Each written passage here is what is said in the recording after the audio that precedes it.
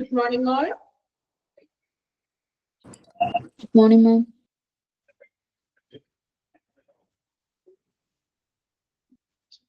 Okay. Then വിഷുവൊക്കെ എല്ലാവരും നന്നായിട്ടൊക്കെ ആഘോഷിച്ചോ? അതാണല്ലേ കുറച്ച് നമുക്ക് അല്ലെ കുറച്ച് പേര് കുറവാണ് നമ്മുടെ ക്ലാസ്സില്. വിഷുവിന്റെ ആഘോഷമൊക്കെ കഴിഞ്ഞിട്ടാണോ? നല്ല രീതിയിലൊക്കെ ആഘോഷിച്ചു എല്ലാരും. ട്രിപ്പിലൊന്നും ഇല്ലാലോ, എന്ത് പറ്റി? ഫസ്റ്റ് ക്ലാസ്സിൽ തന്നെ ബോറിംഗ് ആണോ എല്ലാവരും?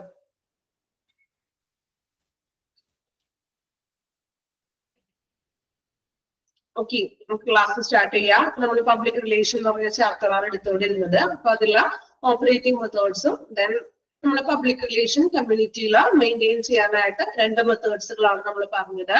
First one operative methods, then communicative methods.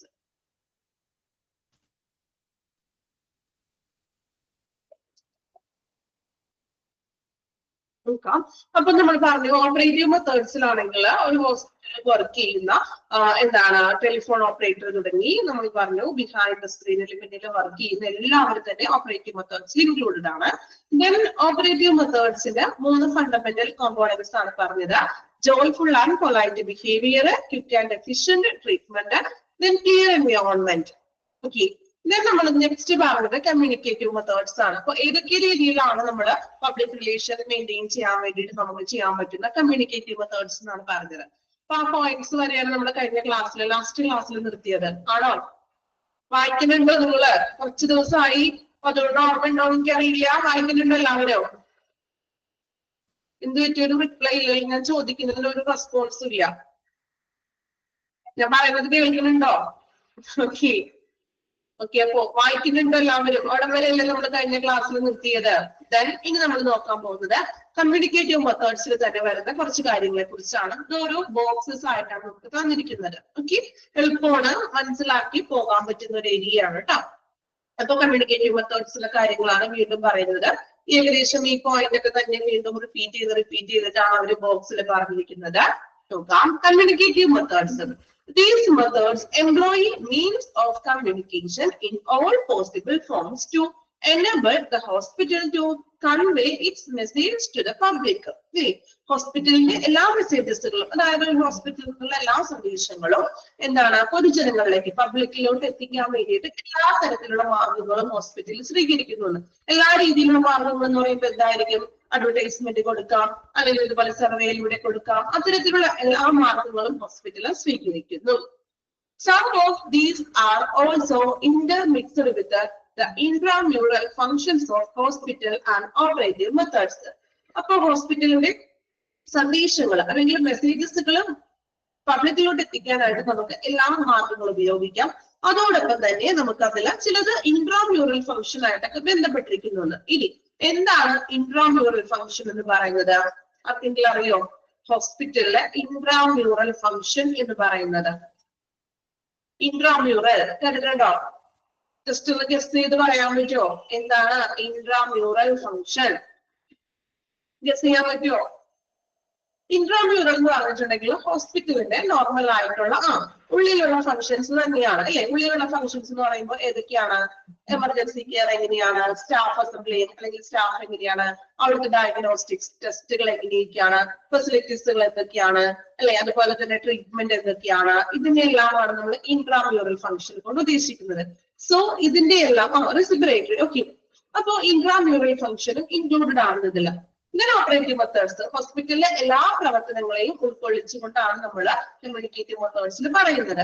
Then the other deals with the media. മറ്റുള്ളവർ മീഡിയയുമായിട്ട് ബന്ധപ്പെട്ടിരിക്കുന്നു. ഹോസ്പിറ്റലിലെ നമ്മൾ അഡ്വർടൈസ്മെന്റ് ഒക്കെ നമ്മൾ പറയില്ലേ അല്ലെ? അതായത് നമ്മൾ എന്താണ് ടിവിയിലൂടെയും റേഡിയോയിലൂടെയും മറ്റും മീഡിയകൾ വഴിയാണ് ഹോസ്പിറ്റൽ അഡ്വർടൈസ്മെന്റ് ഒക്കെ നമ്മൾ കണ്ട് മനസ്സിലാക്കുന്നത്. ഓക്കെ, അപ്പൊ ഇങ്ങനെയൊക്കെയാണ് കമ്മ്യൂണിക്കേറ്റീവ് മെത്തേഡ്സ് എന്നാണ് പറഞ്ഞത്. ഇത് നമ്മൾ വീണ്ടും നോക്കാൻ പോകുന്നത് communication methods can be used in the following ways. എങ്ങനെയെല്ലാമാണ് ഒരു ഹോസ്പിറ്റലിനെ കുറിച്ചിട്ടുള്ള വിവരങ്ങൾ നമ്മൾ പൊതുജനങ്ങളിലേക്ക് പബ്ലിക്കിലേക്ക് എത്തിക്കുന്നതിനുള്ള കമ്മ്യൂണിക്കേറ്റീവ് ആയിട്ടുള്ള കമ്മ്യൂണിക്കേഷൻസ് മെത്തേഡ്സ് മാർഗങ്ങളാണ് ഇനി നമ്മൾ പറയുന്നത് കേട്ടോ. നോക്കാം. ഫസ്റ്റ് വൺ പറയുന്നത് കണ്ടോ, ഒന്ന് പോയിന്റ് ഇട്ടിട്ടുണ്ട് കേട്ടോ. ഫസ്റ്റ് പോയിന്റ് ആണ് providing appropriate information to patients, their relatives and visitors at enquiry and registration. എൻക്വയറിയിലും അതുപോലെ തന്നെ രജിസ്ട്രേഷൻസിലും രോഗികൾക്കും പേഷ്യൻസിനും അവരുടെ റിലേറ്റീവ്സിനും വിസിറ്റേഴ്സിനും ഉചിതമായിട്ടുള്ള അപ്രോപ്രിയേറ്റ് ആയിട്ടുള്ള വിവരങ്ങളൊക്കെ കൊടുക്കാന്ന് അല്ലെ. ഇപ്പൊ നമ്മള് എൻക്വയറിയിൽ നമ്മളിപ്പോ ഹോസ്പിറ്റലിൽ ആദ്യമായിട്ടുള്ള ഹോസ്പിറ്റലിലേക്കാണ് വരുന്നതെങ്കിൽ നമ്മൾ ആ എൻക്വയറിയിൽ ചെന്ന് ചോദിക്കും അല്ലെ, എങ്ങനെയാണ് ചിലപ്പോൾ അഡ്മിഷൻ എടുക്കാനും ഫസ്റ്റ് നമ്മൾ അഡ്മിഷൻ എടുക്കാനും അപ്പോയിന്റ്മെന്റ് എടുക്കാനൊക്കെ ആയിട്ടുള്ള വിവരങ്ങൾ നമ്മൾ അവരോട് ചോദിക്കാറുണ്ട്. സോ അപ്രോപ്രിയേറ്റ് ആയിട്ടുള്ള കൃത്യമായിട്ടുള്ള ഉചിതമായിട്ടുള്ള കാര്യങ്ങൾ വേണം നമ്മള് പേഷ്യന്റിനും റിലേറ്റീവ്സിനും വിസിറ്റേഴ്സിനും അതുപോലെ എൻക്വയറിയെയും രജിസ്ട്രേഷനെയും സംബന്ധിച്ചിട്ടുള്ള വിവരങ്ങൾ പറഞ്ഞു കൊടുക്കുക. കൃത്യമായിട്ടുള്ള കാര്യങ്ങളൊന്നും പറഞ്ഞു കൊടുക്കുക. ഒരു കമ്മ്യൂണിക്കേഷൻ അല്ലേ അത്. Then on patient's discharge regarding his or her health issues and follow up. അതോടൊപ്പം തന്നെ പേഷ്യന്റിന്റെ ഡിസ്ചാർജില്, അതായത് ഡിസ്ചാർജ് സമ്മറി നമ്മൾ പഠിച്ചിട്ടുണ്ടല്ലോ. ഓർക്കണില്ലേ ഡിസ്ചാർജ് സമ്മറി എന്താണെന്ന്? പഠിച്ചോ നിങ്ങള് ഡിസ്ചാർജ് സമ്മറി കഴിഞ്ഞ ചാപ്റ്ററില്?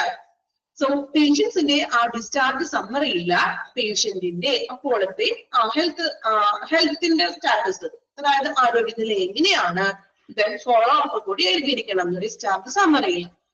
Then discharge interview with attending physician can serve this purpose well. അപ്പോ ഡിസ്ചാർജ് ഇന്റർവ്യൂ വിത്ത് attending physician ആണ് ഇത് നല്ല രീതിയിൽ കൈകാര്യം ചെയ്യാനായിട്ട് കഴിയുന്നതെന്ന്. കാരണം പേഷ്യന്റിനെ നോക്കിയിട്ടുള്ള ഫിസിഷ്യൻ ഡോക്ടർ ഉണ്ടല്ലോ, ആ ഡോക്ടറാണ് ഈ ഹെൽത്ത് സ്റ്റാറ്റസും അതുപോലെ തന്നെ ഫോളോ അപ്പ് കാര്യങ്ങളൊക്കെ കൈകാര്യം ചെയ്യാനായിട്ട് പറ്റുന്നത്. ആർക്കാണ്? ആ പേഷ്യന്റിനെ അറ്റൻഡ് ചെയ്തിട്ടുള്ള ഫിസിഷ്യന് അല്ലെങ്കിൽ ഡോക്ടറിന് ആയിരിക്കും. ഓക്കെ, ഇപ്പൊ ഒന്നാമത്തെ കമ്മ്യൂണിക്കേഷൻ മെത്തേഡ് ആണ് പറയുന്നത്. ജസ്റ്റ് ഒന്ന് മനസ്സിലാക്കി പോകാം. ഇമ്പോർട്ടന്റ് ആയിട്ടുള്ളത് അണ്ടർലൈൻ ചെയ്യാൻ പറയുമ്പോൾ അണ്ടർലൈൻ ചെയ്ത് പോകാം. ഓക്കെ, ഇനി രണ്ടാമത്തെ ഒരു മെത്തേഡ് എന്ന് പറയുന്നത് an open house approach to visitors without interfering in the routine medical care functions. അല്ലേ, അതായത് പതിവ് സാധാരണ പോലുള്ള മെഡിക്കൽ കെയർ പ്രവർത്തനങ്ങളിൽ ഇടപെടുക, സന്ദർശകരോടൊക്കെ ഒരു തുറന്നൊരു സമീപനം, ഒരു ഓപ്പൺ എന്താ പറയാ, ഒരു നല്ലൊരു തുറന്ന സമീപനം ആയിരിക്കാണ്. എന്താണ് പറയുന്നത് നോക്കാം കേട്ടോ. Large number of visitors, clear ആണോ നിങ്ങൾക്ക്? ചെറിയ ചെറിയ മീൻസ് ലെക്ചറുകൾ വായിക്കാൻ പറ്റുന്നുണ്ടോ? ടെക്സ്റ്റിലെ കുഴപ്പമില്ലല്ലോ? ഓക്കെ, ഇച്ചിരി കുഞ്ഞിതായിട്ടാണ് തോന്നുന്നത്. ഓക്കെ, നോക്കാം. അപ്പൊ തുറന്നൊരു സമീപനം കാണിക്കാവുന്ന, എങ്ങനെ തുറന്ന സമീപനം വരുന്നത് നോക്കാം. Large number of visitors to patients cannot be avoided in our peculiar socio-cultural ethos. എന്താ ethos എന്ന് പറഞ്ഞാലോ? ethos മീനിങ് എന്താ? കേട്ടിട്ടുണ്ടോ? ethos ധാർമ്മികത അല്ലെ? ധാർമ്മികത എന്ന് കേട്ടിട്ടുണ്ടോ? അല്ലെങ്കിൽ നമ്മളുടെ ഒരു സംസ്കാരം അല്ലെങ്കിൽ സാംസ്കാരികത, ധാർമ്മികത എന്നൊക്കെ പറയാം അല്ലെ? അതായത് നമ്മുടെ പറയുന്നത് large number of visitors to patients cannot be avoided in our peculiar social cultural ethos. അല്ലെ, ഇപ്പൊ നമുക്ക് നമ്മളുടെ ഒരു സംസ്കാരത്തെ സംബന്ധിച്ചിട്ട് നമ്മള് കേരളത്തിൽ എടുക്കാം അല്ലെ, നമ്മളുടെ ഒരു കേരളീയ സംസ്കാരത്തിനനുസരിച്ചുകൊണ്ട് ഇപ്പൊ നമ്മളൊരു ഹോസ്പിറ്റലിൽ ഒരു വ്യക്തി അഡ്മിറ്റ് ആവുമ്പോൾ നമ്മൾ ആ ഒരു പേഷ്യന്റിനെ വിസിറ്റ് ചെയ്യാൻ പോവാറില്ലേ? ഫാമിലി, ഫ്രണ്ട്സ് ഇതെല്ലാവരും അതിന് എന്ത് ചെയ്യും? വിസിറ്റ് ചെയ്യാൻ പോകാറുണ്ട് അല്ലേ? അപ്പൊ അത് നമ്മുടെ ഒരു സംസ്കാരത്തിന്റെ ഒരു ഭാഗമാണ്, അതല്ലേ? As a part of our culture ആണത്. എന്താണ് ഇവിടെ പറയുന്നത്? വിസിറ്റേഴ്സിനെ നമുക്ക് ഒട്ടും തന്നെ ഒഴിച്ചുകൂടാൻ പറ്റില്ല എന്ന്. അത് നമുക്ക് നമ്മുടെ സംസ്കാരത്തിന്റെ ഒരു ഭാഗമാണെന്ന് പേഷ്യന്റിനെ വിസിറ്റ് ചെയ്യുക എന്ന് പറയുന്നത് അല്ലെ? അപ്പൊ അതൊരു കമ്മ്യൂണിക്കേഷൻ ആണല്ലോ. So large number of visitors ആണ് നമ്മുടെ ഒരു കൾച്ചറിന്റെ ഭാഗമാണ്. സോ നമുക്ക് ആ വിസിറ്റേഴ്സിനെ ഒരിക്കലും അവോയ്ഡ് ചെയ്യാൻ പറ്റില്ല. ക്ലിയർ ആയോ സെന്റൻസ്? പോയിന്റ് ക്ലിയർ ആയോ?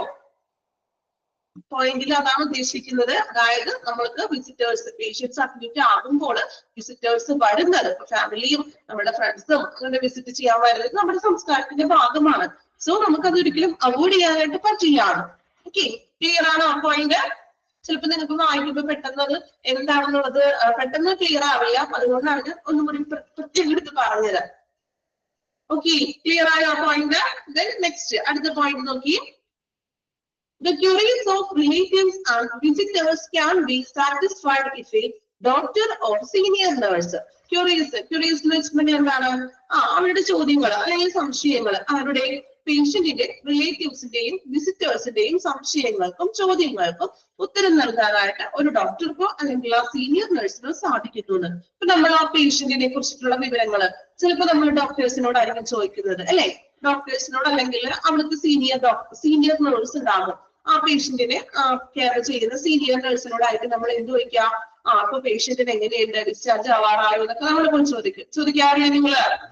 ചോദിക്കാറുണ്ടോ? അല്ലെങ്കിൽ എൻക്വയറി ഇരിക്കുന്നവരോടാണ് നമ്മൾ ചോദിക്കുന്നത്? അല്ല, നമ്മൾ ഡോക്ടറിനോടും പേഷ്യന്റിനെ ചികിത്സിച്ച ഡോക്ടറിനോടും അതോടൊപ്പം തന്നെ ഒരു സീനിയർ നഴ്സ് ഉണ്ടാകും അല്ലേ? അപ്പൊ ഇവർക്ക് രണ്ടുപേർക്കും മാത്രമേ നമ്മളുടെ ക്വസ്റ്റ്യൻസ് നമുക്കൊരു എന്താണ് ചോദ്യങ്ങൾക്കുള്ള മറുപടി നൽകാനായിട്ട് സാധിക്കുകയുള്ളൂ.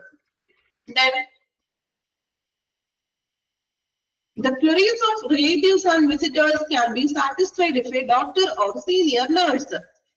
അതൊന്ന് അണ്ടർലൈൻ ചെയ്ത് വെച്ചേക്ക് കേട്ടോ. രണ്ടാമത്തെ സെന്റൻസ് ഒന്ന് അണ്ടർലൈൻ ചെയ്യാം. രണ്ടാമത്തെ പോയിന്റ് ചിലപ്പോൾ ക്വസ്റ്റ്യൻ ചോദിക്കാൻ ചാൻസ് ഉണ്ട്.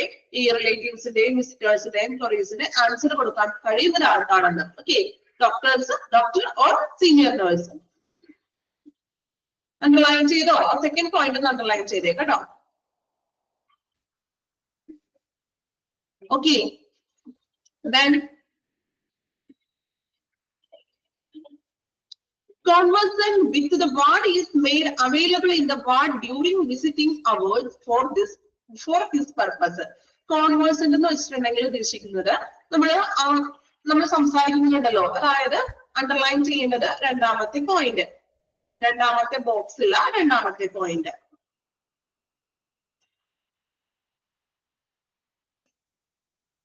ഓക്കെ, അണ്ടർലൈൻ ചെയ്തോ? രണ്ടാമത്തെ ബോക്സിൽ രണ്ടാമത്തെ point. Okay. Then conversation with the ward is made available in ward during visit hours for this purpose. ഇത് നമ്മൾ ക്യൂറീസ് ചോദിക്കുന്നത് പറഞ്ഞല്ലോ, കോൺവെർസേഷൻ എന്ന് വെച്ചിട്ടുണ്ടെങ്കിൽ നമ്മൾ ചോദിക്കുന്ന ഒരു കോൺവെർസേഷൻ പോലെ, അതായത് റിലേറ്റീവ്സും വിസിറ്റേഴ്സും നമ്മൾ ഡോക്ടേഴ്സും സീനിയർ നഴ്സുമാണ് നമ്മൾ ചോദ്യങ്ങൾക്ക് മറുപടി നൽകുന്നതെന്ന് പറഞ്ഞു. സോ ഈ നമ്മൾ ചോദിക്കേണ്ടത് അവർ വിസിറ്റിംഗ് അവേഴ്സിന് വരുമ്പോൾ, നമ്മള് റൗണ്ട്സിനൊക്കെ വരുമല്ലോ, ഡോക്ടേഴ്സ് റൗണ്ട്സിന് വരുമ്പോഴും അതുപോലെ ഈ നഴ്സ് ചിലപ്പോൾ ഇഞ്ചക്ഷൻ നൽകാനോ മെഡിസിൻ നൽകാനോ ഒക്കെ വരുന്ന ആ ഒരു ടൈമിൽ, വാർഡിലേക്ക് പേഷ്യൻസിന്റെ അരികിലോട്ട് വരുന്ന ടൈമിലാണ് നമ്മൾ അവരോട് നമ്മുടെ ക്യൂറീസ്, നമുക്ക് ഇവരോടുള്ള സംശയങ്ങളും പേഷ്യൻസിനെ കുറിച്ചിട്ടുള്ള വിവരങ്ങളും ചോദിക്കേണ്ടത്. Okay, then administrative rounds by hospital administrators at different levels. However, they should be as informal as possible. അതുപോലെ തന്നെ ഡോക്ടേഴ്സ് മാത്രമല്ല, മറ്റ് administrative rounds by hospital administrators. ഹോസ്പിറ്റലില് മറ്റ് അഡ്മിനിസ്ട്രേറ്റേഴ്സ് റൗണ്ട്സിൽ വരും. അങ്ങനെ വന്നിട്ടുണ്ടോ നിങ്ങളുടെ അറിവില്ല? എപ്പോഴെങ്കിലും ഹോസ്പിറ്റലിൽ കയറുന്നപ്പോ ഡോക്ടേഴ്സ് റൗണ്ട്സിന് വരുന്നതല്ല ഉദ്ദേശിച്ചത്, മറ്റിപ്പോ PRO പോലുള്ള പേഷ്യന്റ് റിലേഷൻ ഓഫീസറൊക്കെ വന്നിട്ട് റൗണ്ട്സിന് പോലെ വരും അല്ലെ? ചിലപ്പോ എല്ലാ ദിവസവും ഒന്നും വരില്ല, ചിലപ്പോ ഒരു 2 ദിവസം കൂടുമ്പോഴൊക്കെ വന്നിട്ട് നമ്മളോട് നമ്മളുടെ വിവരങ്ങളൊക്കെ ചോദിക്കും. അസുഖമൊക്കെ എങ്ങനെയുണ്ട്, ബെറ്റർ ആണോ, അവിടുത്തെ ഫെസിലിറ്റിനെ കുറിച്ച് നമ്മൾ സാറ്റിസ്ഫൈഡ് ആണോ എന്നിങ്ങനെയുള്ള കാര്യങ്ങളൊക്കെ വന്നിട്ട് അവിടുത്തെ അഡ്മിനിസ്ട്രേറ്റീവ്സ് വന്നിട്ട് അവരൊരു റൗണ്ട്സ് ചെയ്യും. ഓക്കെ, ഡോക്ടേഴ്സ് റൗണ്ട്സിന് വരുന്നത് പോലെ തന്നെ അവിടുത്തെ PRO പേഷ്യന്റ് റിലേഷൻ ഓഫീസറും അങ്ങനെ എക്സിക്യൂട്ടീവ്സ് ഒക്കെ വന്നിട്ട് പേഷ്യന്റ് റിലേഷൻ ഓഫീസർ ആയിരിക്കും കൂടുതലായിട്ടും റൗണ്ട്സിന് വരുന്നത് അല്ലെ? വന്നിട്ടുണ്ടോ? യെസ്. എന്നിട്ട് എന്തൊക്കെയാണ് അവരൊക്കെ ചോദിക്കാറ്? എന്തെല്ലാം വിവരങ്ങളാണ് നമ്മളോട് ചോദിക്കുന്നത്? എന്തെല്ലാം വിവരങ്ങളാണ് ചോദിക്കുന്നത്? ഒന്ന് ചോദിക്കാറില്ല? ചോദിക്കാറുണ്ടോ എന്തെങ്കിലും? ഫെസിലിറ്റി ഒക്കെ ഓക്കെ ആണോ, അതായത് ട്രീറ്റ്മെന്റ് ഒക്കെ നിങ്ങൾ സാറ്റിസ്ഫൈഡ് ആണോ അല്ലെ, എന്നിങ്ങനെയുള്ള വിവരങ്ങളൊക്കെ നമ്മളോട് ചോദിക്കുന്നു. However, they should be as informal as possible. കൂടുതലും അവര് ഒരു ഇൻഫോർമൽ ആയിട്ടുള്ള രീതിയിലുള്ള ഒരു ടോക്ക് ആയിരിക്കും ഇല്ലേ? ഭയങ്കര ഫോർമൽ അല്ലെങ്കിൽ ഒരു കാഷ്വൽ ആയിട്ടുള്ള രീതിയിലായിട്ടുള്ള ടോക്ക് ആയിരിക്കോ? അല്ല അല്ലെ? അവര് കുറച്ചും കൂടി ഫ്രീ ആയിട്ട് നമ്മളോട് ഒരു ഫ്രണ്ട്ലി മൈൻഡിലായിട്ട് അല്ലെങ്കിൽ ഇൻഫോർമൽ ആയിട്ടുള്ള രീതിയിലായിരിക്കും നമ്മളോട് കാര്യങ്ങളൊക്കെ ചോദിക്കുന്നത്.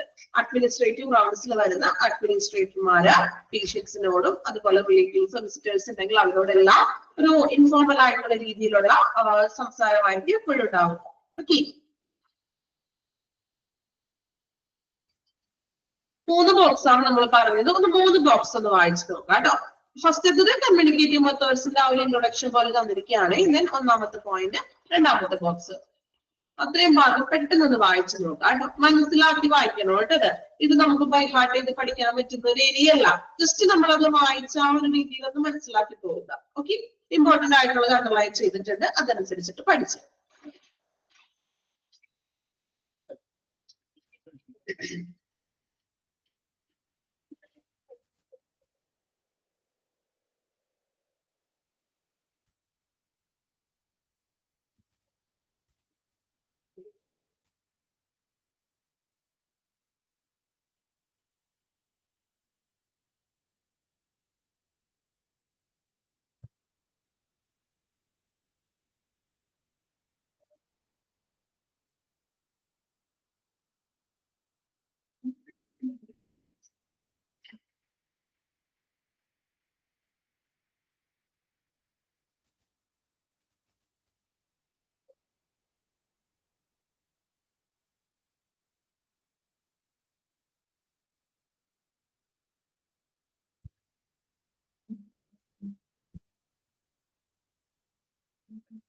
രണ്ടാമത്തെ ബോക്സിൽ രണ്ടാമത്തെ പോയിന്റ് അടയാളപ്പെടുത്തണോട്ടോ, അണ്ടർലൈൻ ചെയ്യണം. രണ്ടാമത്തെ പോയിന്റിൽ പറയുന്നത് ക്ലിയർ ആണല്ലോ. അതായത് പേഷ്യൻസിന്റെയും റിലേറ്റീവ്സിന്റെയും വിസിറ്റേഴ്സിന്റെയും സംശയങ്ങൾക്ക് മറുപടി നൽകുന്നത് കോൺഫിഡൻസ് എന്ന് വെച്ചിട്ടുണ്ടെങ്കിൽ ഞാൻ പറഞ്ഞല്ലോ, ഇപ്പൊ നമ്മൾ സംസാരിക്കുന്ന ഒരു വ്യക്തി അല്ലെങ്കിൽ എന്താ പറയാ, നമ്മള് ഇപ്പൊ ഒരു കാര്യത്തെ കുറിച്ച് ഒരു വിഷയത്തെ കുറിച്ച് നല്ലൊരു അറിവുള്ള ഒരു വ്യക്തി, അതാണ് ഡോക്ടർ അല്ലെങ്കിൽ സീനിയർ നഴ്സ്, അവരാണ് ആ ഒരു കോൺവെർസന്റ്. അതായത് നമുക്കിപ്പോ പേഷ്യൻസിനെ കുറിച്ച് സംസാരിക്കുന്ന ഒരു വ്യക്തി എന്നുള്ള ഒരു മീനിങ് ആണ് അവിടെ ഉദ്ദേശിക്കുന്നത്. നമ്മള് സംഭാഷണം നടത്തുന്ന ഒരു വ്യക്തി. ഓക്കെ,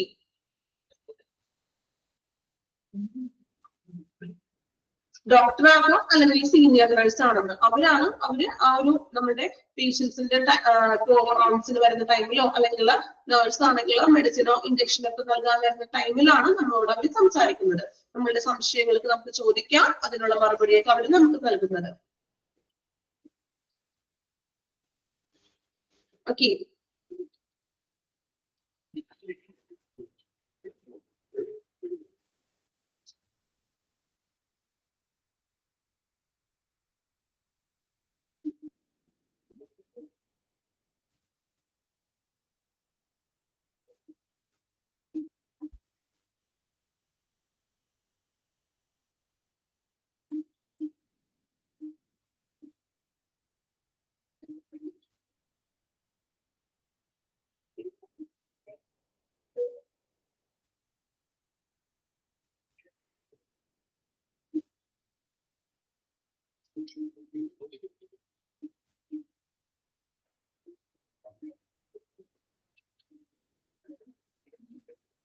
കംപ്ലീറ്റ് ചെയ്തോ?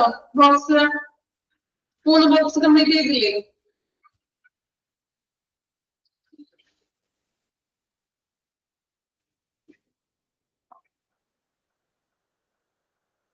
ഓക്കെ, ക്ലിയർ ആണല്ലോ. ദെൻ മൂന്നാമത്തെ പോയിന്റ് നോക്കാം. Signage and name boards. അല്ലെ, നമ്മളെ ഹോസ്പിറ്റലിൽ നിങ്ങൾ ചെയ്യുമ്പോൾ ഒത്തിരി സൈനേജും നെയിം ബോർഡ്സ് ഒക്കെ കാണാറുണ്ട് അല്ലെ. എന്തൊക്കെയാണ് നെയിം ബോർഡ്സ് കാണുന്നത്? നെയിം ബോർഡ്സ് ഏതൊക്കെയാണ് കാണുന്നത് ഹോസ്പിറ്റലില്? ഒന്നും കാണാൻ മതിയാ? ഹോസ്പിറ്റലിൽ പോയിരിക്കുമ്പോ നെയിം ബോർഡ്സുകൾ കണ്ടിട്ടുണ്ടോ? കാഷ്വാലിറ്റി, ദെൻ ഓരോ ഡോക്ടേഴ്സിന്റെ പേരുകൾ ഉണ്ടാകും. റിസപ്ഷൻ, ലബോറട്ടറി, സ്കാനിങ്, എക്സ്റേ തുടങ്ങിയ ഓരോ ഡിപ്പാർട്ട്മെന്റിന്റെയും നെയിം ബോർഡ്സുകൾ നമ്മൾ കാണാറുണ്ട് അല്ലെ. ഇതിന് സൈനേജുകൾ നോക്കാം കേട്ടോ. അപ്പൊ എന്തിനു വേണ്ടിയിട്ടാണ് ഇങ്ങനെ നെയിം ബോർഡ്സും സൈനേജുകളും വെക്കുന്നത്? എന്തെങ്കിലും പർപ്പസ് ഉണ്ടോ അതിന്? എന്തിനു വേണ്ടിയിട്ടായിരിക്കും നെയിം ബോർഡ്സ് വെക്കുന്നത്? എന്തിനു വേണ്ടിയിട്ടായിരിക്കും? നമുക്ക് പെട്ടെന്ന് അല്ലെ, ആളുകൾക്ക് അറിയാൻ വേണ്ടി, പെട്ടെന്ന് തന്നെ മനസ്സിലാക്കാനും നമുക്ക് അവിടേക്ക് പെട്ടെന്ന് എത്തിപ്പെടാൻ വേണ്ടിയിട്ട് അല്ലെ.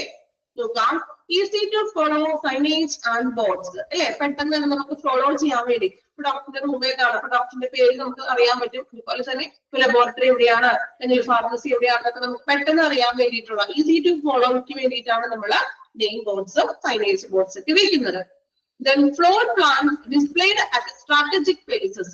അതുപോലെ ഫ്ലോർ പ്ലാൻസുകളും ഡിസ്പ്ലേ ചെയ്ത് വെക്കുന്ന സ്ട്രാറ്റജിക് ആയിട്ടുള്ള പ്ലേസസുകളിൽ. എന്താണ് ഈ ഫ്ലോർ പ്ലാൻ? കാണാത്തവരാരെങ്കിലും ഉണ്ടോ? ഇനി ഫ്ലോർ പ്ലാൻ കണ്ടിട്ടുണ്ടോ? ഹോസ്പിറ്റലുകളിൽ മാത്രമല്ല, ഇനി എനിക്ക് തോന്നുന്നു ഇപ്പൊ കോളേജസുകളിലൊക്കെ ആണെങ്കിൽ ആ ഫ്ലോറിലുള്ളത് ഏതൊക്കെ ഡിപ്പാർട്ട്മെന്റ് ആണ്? ഫസ്റ്റ് ഫ്ലോറിന്റെ ആണെങ്കിൽ ആ ഒരു പ്ലാൻ വെച്ചിട്ടുണ്ടാകും അല്ലെ. അപ്പൊ ആ ഫസ്റ്റ് ഫ്ലോറിലുള്ള ഡിപ്പാർട്ട്മെന്റ്സുകൾ ഏതൊക്കെയാണ് അല്ലെ. അതുപോലെ തന്നെ നിങ്ങളിപ്പോ എന്താ പറയാ, എക്സാമ്പിൾ പറയുകയാണെങ്കിൽ നമ്മൾ ഷോപ്പിംഗ് മാളിലൊക്കെ പോകുമ്പോഴും ഇങ്ങനെയുള്ള ഫ്ലോർ പ്ലാൻസ് ഒക്കെ വെച്ചിട്ടുണ്ടാവും. ലുലുലും അങ്ങനെ ഷോപ്പിംഗ് മാൾസിലൊക്കെ പോകണമെങ്കിൽ ഫസ്റ്റ് ഫ്ലോറിലുള്ള ഐറ്റംസ് എന്തൊക്കെയാണ് അല്ലെ. ഇപ്പൊ ഫുഡ് കോർട്ട് ഉണ്ടെങ്കിൽ ഫുഡ് കോർട്ട്, അല്ലെങ്കിൽ ഹൈപ്പർ മാർക്കറ്റ്, അങ്ങനെയുള്ള ഓരോ സെക്ഷനിൽ ഓരോ ഫ്ലോറിൽ എന്തൊക്കെയാണോ അത് ജസ്റ്റ് ഒന്ന് ഡിസ്പ്ലേ ചെയ്തിട്ടുണ്ടാകും. ഓക്കെ, ഇതാണ് ഫ്ലോർ പ്ലാൻസ് എന്ന് പറയുന്നത്. അതും എന്തിനു വേണ്ടിയിട്ടാണ്? ആ ഫ്ലോറിലുള്ളത് ഏതൊക്കെയാണെന്ന് മനസ്സിലാക്കാൻ വേണ്ടിയിട്ടാണ് അല്ലെ. നമുക്ക് കറക്റ്റ് ആ ഫ്ലോറിലേക്ക് ചെല്ലാം, ആ ഡിപ്പാർട്ട്മെന്റിലേക്ക് പോകാം. Then all rooms should be numbered. അല്ലെ, പേഷ്യൻസ് കിടക്കുന്ന എല്ലാ റൂമുകളും നമ്പർ ഇട്ടിട്ടുണ്ടാകും അല്ലെ. നമ്മള് ഇപ്പോ അഡ്മിറ്റ് ആയിട്ടുള്ള പേഷ്യൻസിനെ കാണാൻ പോവുകയാണെങ്കിൽ നമ്മൾ എന്ത് ചോദിക്കും? ആ റൂം നമ്പർ എത്രയാണെന്ന് നമ്മൾ വിളിച്ച് ചോദിക്കും അല്ലെ. അപ്പൊ നമുക്ക് ആ റൂം നമ്പർ നോക്കിയിട്ട് ചിലപ്പോൾ റൂം നമ്പറിന്റെ ഒപ്പം തന്നെ പേരും അഡ്രസ്സും കൊടുത്തിട്ടുണ്ടാകും. ചില ഹോസ്പിറ്റലിൽ കാർഡ് പോലെ എഴുതി വെച്ചിട്ടുണ്ടാകും അല്ലെ. അപ്പൊ റൂം നമ്പർ വയ്ക്കുന്നു. Then patient information brochure and visitor guide. അതുപോലെ തന്നെ പേഷ്യൻസിന്റെ ഇൻഫോർമേഷൻ ബ്രൗഷർ, ചെറിയ ഹോസ്പിറ്റലിൽ ഒരു ബ്രൗഷർ പോലെ ഉണ്ടാകും. ദെൻ വിസിറ്റർ ഗൈഡ്, അതായത് പാസും മറ്റും കാര്യങ്ങളൊക്കെ. ഇപ്പൊ നമ്മള് ഹോസ്പിറ്റലിൽ അഡ്മിറ്റ് ആകുമ്പോൾ പാസ് ഒക്കെ വേണം അല്ലെ. നമ്മള് പുറത്തുനിന്ന് ഒരാൾ വരുമ്പോൾ പാസ് കാണിച്ചിട്ട് മാത്രമേ പ്രവേശനമൊക്കെ അനുവദിക്കുകയുള്ളൂ. ഓക്കെ, ഇത്രയാണ് സൈനേജ് ആൻഡ് നെയിം ബോർഡ്സിൽ പറയുന്ന കാര്യങ്ങള്. മെയിൻ ആയിട്ട് നമ്മൾ പറഞ്ഞു, ഈസി ടു ഫോളോ ചെയ്യാൻ വേണ്ടിയിട്ടാണ് നമ്മൾ നെയിം ബോർഡ്സ് ഒക്കെ ഉപയോഗിക്കുന്നത്. ദെൻ ഫ്ലോർ പ്ലാൻസ്, ആ ഫ്ലോറിലുള്ള വിവരങ്ങൾ എന്തൊക്കെയാണെന്ന് അറിയാൻ വേണ്ടിയിട്ടും, ദെൻ റൂം നമ്പർ കൊടുക്കുന്നു. പേഷ്യൻസിനെ നമ്മൾ വിസിറ്റ് ചെയ്യുമ്പോൾ പെട്ടെന്ന് ഈസി ആയിട്ട് റൂം കണ്ടുപിടിക്കാൻ വേണ്ടിയിട്ട് റൂം നമ്പർ അനുസരിച്ചിട്ടാണ് നമ്മൾ ചെയ്യുന്നത്. ഓക്കെ, നെക്സ്റ്റ് നോക്കാം. 4ാമത്തെ point, complaints, compliments and suggestions. നോക്കാം.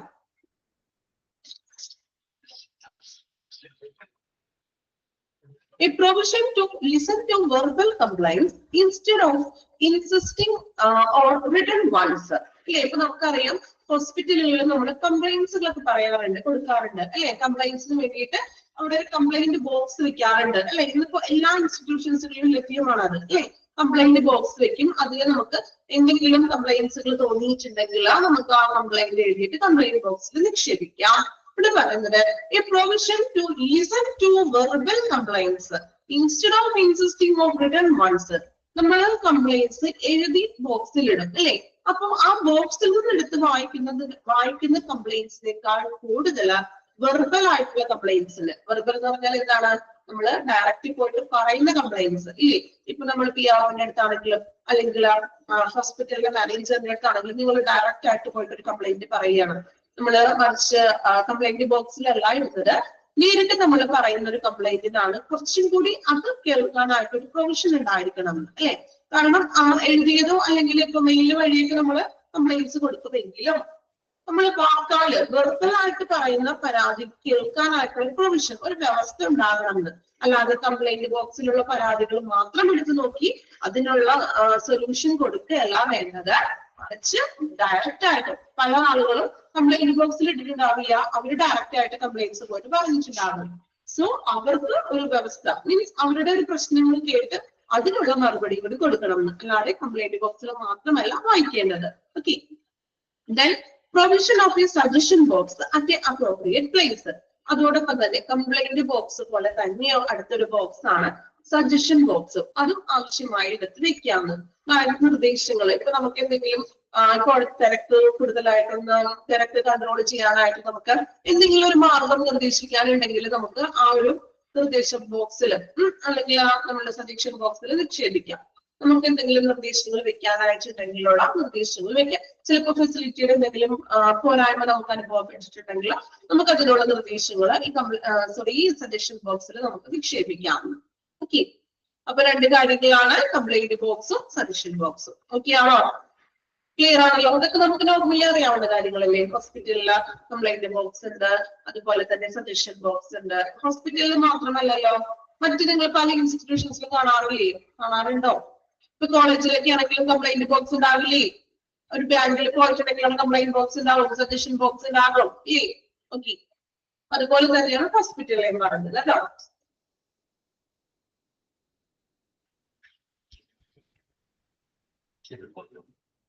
Then 5ാമത്തെ പോയിന്റ് നോക്കാം കേട്ടോ. Hospital public interactions. ഹോസ്പിറ്റലും പബ്ലിക്കും തമ്മിലുള്ള ഒരു ഇന്ററാക്ഷൻസ് എങ്ങനെയാണെന്ന്. Hospital tours by groups such as school teachers, students, members of various organizations, people's representatives, religious leaders, etc. അതായത് ഹോസ്പിറ്റൽ ടൂർസ് കണ്ടക്ട് ചെയ്യാന്ന് ആർക്കെല്ലാം ഈ ഹോസ്പിറ്റൽ ടൂർ എന്ന് ഉദ്ദേശിക്കുന്നത് എന്തായിരിക്കും? ടൂർ ആകുമ്പോഴത്തേടോ ഹോസ്പിറ്റല് എങ്ങനെയാണോ വിസിറ്റ് എന്ന് നമുക്ക് പറയാം അല്ലെ. ഇപ്പൊ നമ്മള് പാലിയേറ്റീവ് കെയർ സന്ദർശനമൊക്കെ നടത്തും അല്ലേ. അതുപോലെ തന്നെ ഹോസ്പിറ്റലിൽ ഒരു വിസിറ്റ് ഒക്കെ നടത്തുന്നതാണ് ഉദ്ദേശിക്കുന്നത്. ഈ ടൂർ എന്ന് പറഞ്ഞിരിക്കുന്നത് മാത്രം. അപ്പോ ഇങ്ങനെ ഇതുപോലെ നമ്മൾ പാലിയേറ്റീവ് കെയറോ അല്ലെങ്കിൽ ഹോസ്പിറ്റൽ വിസിറ്റ് ഒക്കെ ആർക്കെല്ലാമാണ് വിസിറ്റ് ചെയ്യാൻ പറ്റുന്നത്? By group such as school teachers, students. ഇപ്പൊ ടീച്ചേഴ്സിന് സ്റ്റുഡൻസിനെ കൂട്ടിയിട്ട് ഒരു വിസിറ്റ് ഒക്കെ നടത്താം. അതുപോലെ തന്നെ പല സംഘടനകൾ അല്ലെ, പല പല ഇപ്പൊ വനിതാ സംഘടനകൾ ഉണ്ടാകാം, അല്ലെങ്കിൽ മറ്റ് പല രീതിയിലുള്ള ഇപ്പൊ SHG പോലുള്ള സംഘടനകൾ അല്ലെ, അങ്ങനെയുള്ള സംഘടനാ മെമ്പേഴ്സിന്, അതുപോലെ തന്നെ റിലീജിയസ് ലീഡേഴ്സ് അല്ലെ, ഇപ്പൊ അവിടെ ഉള്ള നമ്മുടെ മതപരമായിട്ടുള്ള ലീഡേഴ്സിന്, ഇങ്ങനെയുള്ളവർക്കൊക്കെയാണ് ഇതുപോലെ ഹോസ്പിറ്റൽ വിസിറ്റ് ഒക്കെ നമുക്ക് നടത്താം. Then health fairs, exhibitions, special clinics, health awareness program, medical insurance program, vacation volunteer program, organized career day, etc. ഇതെല്ലാം നമുക്ക് ഹോസ്പിറ്റലിൽ അറേഞ്ച് ചെയ്യാവുന്ന. ഹെൽത്ത് ഫെയർ നടത്താം, എക്സിബിഷൻസ് ഒക്കെ വെക്കാം, അതുപോലെ തന്നെ ക്ലിനിക്കുകൾ നമ്മൾ പറയാറില്ലേ, സൗജന്യ നേത്ര ചികിത്സാ ക്യാമ്പ്, അല്ലെങ്കിൽ അലർജി ടെസ്റ്റുകൾ, രക്തദാന ക്യാമ്പ് അല്ലെ, എന്നിങ്ങനെയുള്ള അവയർനെസ് പ്രോഗ്രാമുകൾ കൊടുക്കാം. അതുപോലെ തന്നെ വൊക്കേഷൻ വോളണ്ടിയർ പ്രോഗ്രാംസ്, ഇപ്പൊ NSS, NCC അങ്ങനെ അവർക്കൊക്കെ വേണ്ടിയിട്ടുള്ള ഒരു വൊക്കേഷൻ വോളണ്ടിയർ പ്രോഗ്രാംസുകൾ അറേഞ്ച് ചെയ്യാം. അതുപോലെ ഇപ്പൊ MSW പഠിക്കുന്ന സ്റ്റുഡൻസ് ഒക്കെ ആണെങ്കിൽ അവർക്ക് ഇതുപോലെയുള്ള ഒരു കരിയർ അങ്ങനെയുള്ള ഒരു പ്രോഗ്രാംസ് ഒക്കെ, ഇങ്ങനെയുള്ള കാര്യം ഇതെല്ലാം പബ്ലിക് ആയിട്ട് കുറച്ചുകൂടി ഇന്ററാക്ട് ആവാൻ വേണ്ടിയിട്ടാണ് നമ്മൾ ഇങ്ങനെയുള്ള പ്രോഗ്രാംസുകൾ അറേഞ്ച് ചെയ്യുന്നത് അല്ലെ. പബ്ലിക്കിന്റെ ഒരു സാന്നിധ്യം കിട്ടും. അപ്പോ നമ്മുടെ ഹോസ്പിറ്റലും പബ്ലിക്കും തമ്മിലുള്ള ഒരു ഇന്ററാക്ഷൻ കിട്ടുന്നു. Then holding of an annual hospital day, founders day, special events, അതുപോലെ ഹോസ്പിറ്റലിന്റെ ആനുവൽ ഹോസ്പിറ്റൽ ഡേ ഫംഗ്ഷൻ ആഘോഷിക്കാം.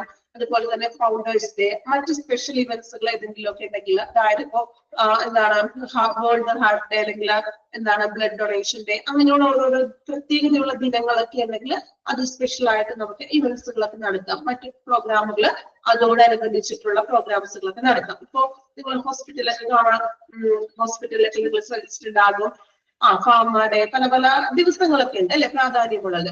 ഇപ്പോ ബ്ലഡ് ഡൊണേഷൻ ഡേയിലൊക്കെ ആണെങ്കിൽ ഇതുപോലെ രക്തദാന ക്യാമ്പ് നടത്തും. അതുപോലെ തന്നെ എന്താണ് വേൾഡ് ഹാർട്ട് ഡേ ഒക്കെ ആണെങ്കിൽ അന്നത്തുള്ള ദിവസം ചിലപ്പോ ഹാർട്ട് പരമായിട്ടുള്ള ചികിത്സകളൊക്കെ അല്ലെങ്കിൽ സൗജന്യ മറ്റ് ടെസ്റ്റുകളും കാര്യങ്ങളൊക്കെ അതുമായിട്ടൊക്കെ അറേഞ്ച് ചെയ്യും. അപ്പൊ ഇങ്ങനെയൊക്കെ നമ്മൾ ഹോസ്പിറ്റൽ അറേഞ്ച് ചെയ്യുമ്പോൾ ഇതെല്ലാം പബ്ലിക്കിന്റെ ശ്രദ്ധ കുറച്ചുകൂടി നമുക്ക് ഹോസ്പിറ്റലിൽ പിടിച്ചിട്ടാനായിട്ട് സാധിക്കുന്നു.